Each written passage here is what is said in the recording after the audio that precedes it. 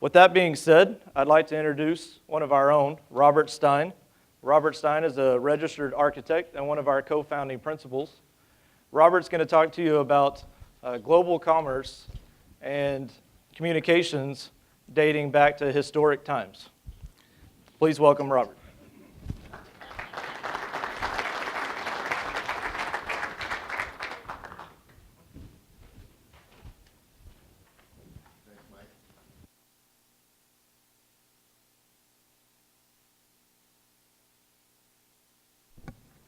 Is it on? All right. I hope this works. So, welcome to the 21st Century Data Center Symposium. Really appreciate all of you coming out today. It's a beautiful day here in Dallas, a little cooler in Boston. What's the purpose of this symposium? And how does the title reflect that? One word, and that is delivery. We all understand what makes a data center, but how do we deliver one to distant places? If there's anything to remember here, it's that while we know data centers, we do not know how other cultures work. They are not like us. Building elsewhere requires that we learn to respect and understand those customs. With the rapid proliferation of social media, telecommunications, internet use, and therefore data centers worldwide, US-based companies are more and more frequently being tasked to work beyond our borders. This conference aims at exchanging information about how to deliver technology worldwide. We've assembled a group of professionals who have an understanding for working in places outside the United States. They will share with us experience that might make working in those countries easier. I first went to Europe when I was 12 and was fascinated by what I encountered there, the sights, the people, the food. But it was my children, then 7 and 9, who clearly articulated so much of what I think all of us experience going to new places, either for pleasure or for business. They exclaimed that things are the same, only different. When they were children, European-style toilets weren't here, so that was totally different to them. While we say that the British drive on the wrong side of the road, in fact, many, many countries drive on the left. Around the world, we all get electricity to power our lives, but not all of us get it the same way. Weddings happen. There are many similarities among people all over the world. The way societies have developed is definitely different one from the other.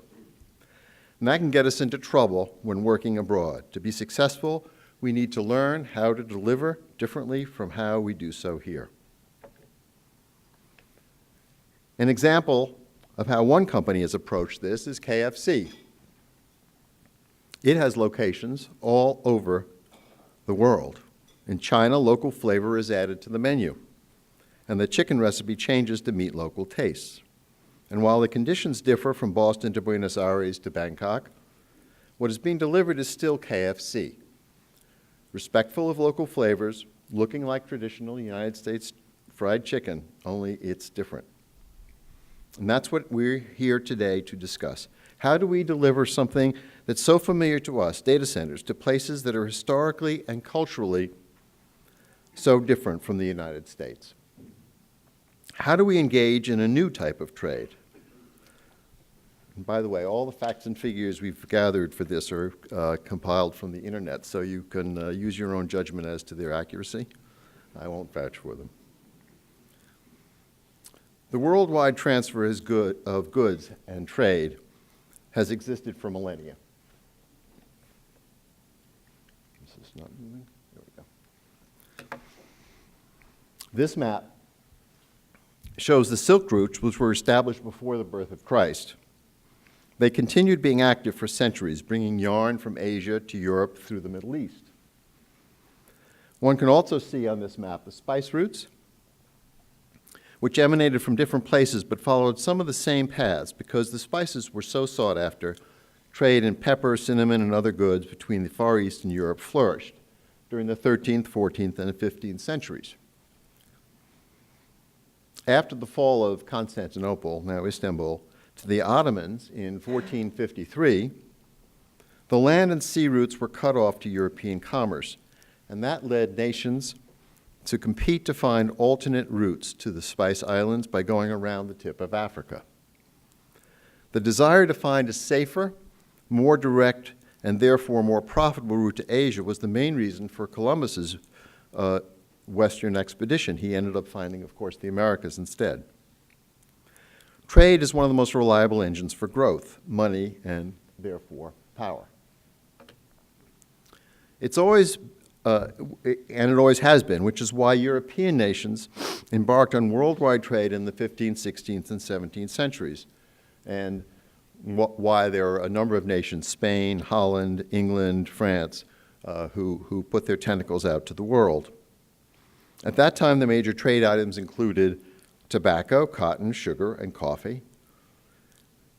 And when you fast forward to the 19th century, when global commerce continued to thrive and communication became even more important, the first transatlantic telegraph cables were laid in 1858.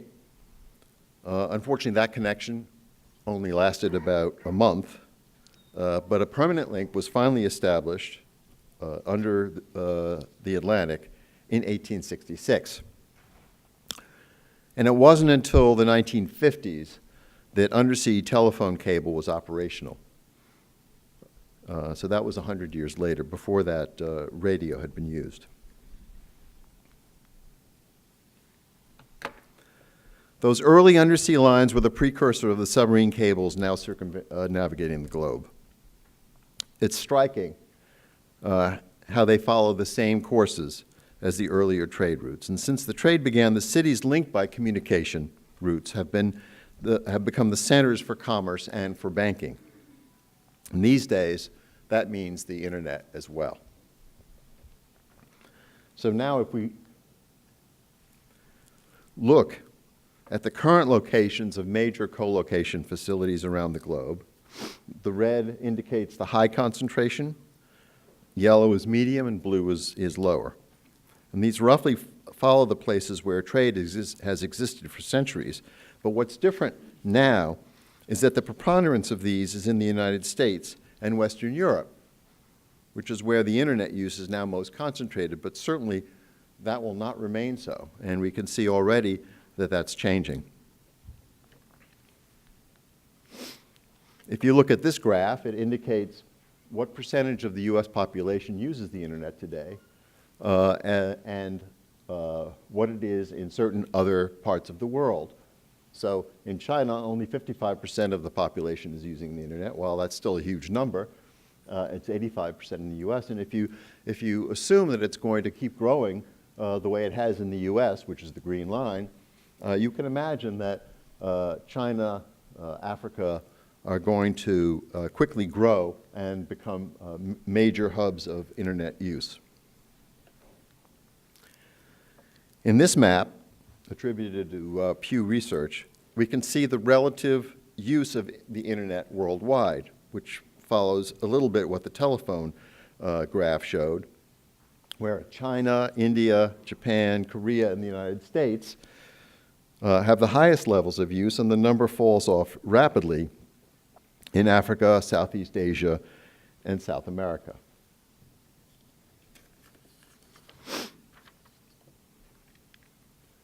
Yet if we compare this to the proposed or the projected population growth in the world between now and 2050, you can see that it's exactly those areas where the internet is least used where the population is projected to grow the most. And therefore, one can assume that it's a predictor of future use of the internet and therefore future location siting and construction.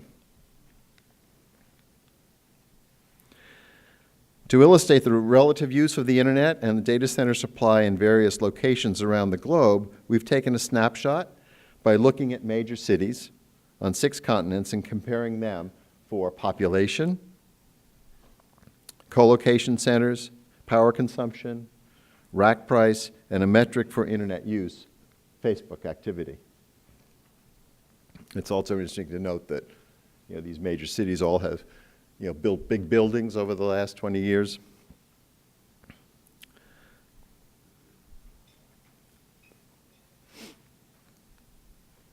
And if we look at a couple in particular, look at Dallas and the population here, which is a little over 6.5 million for the metro area, and there are 86 co-location areas. And we oppose that to Mexico City, where the population is larger, but the co-location is much less, and we can imagine there's tremendous growth. There are people in this room who are going to talk about Mexico and South America and what's happening there.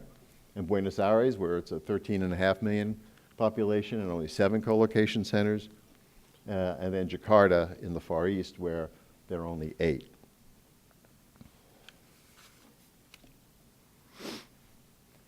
This is a table that there's a handout, looks like this, which has the numbers that I just went into for 4 of these cities, but this will show you all of them. And the relative number of co-location centers and Facebook use. And it's interesting to see where they are and what the potential for growth is throughout the world. And likewise, what we can see here is that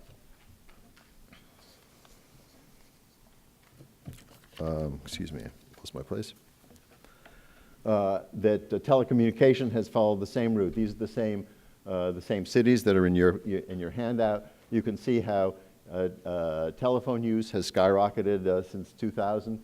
And what's interesting here, and I don't understand it, is why Argentina has gone up the most, and there's apparently more than 1 telephone per person in Argentina. And then I'm sure many of you have seen many statistics about internet growth. The one that jumps out at me is 15 petabytes of new data center created every day. Today, our speakers will help us understand local delivery.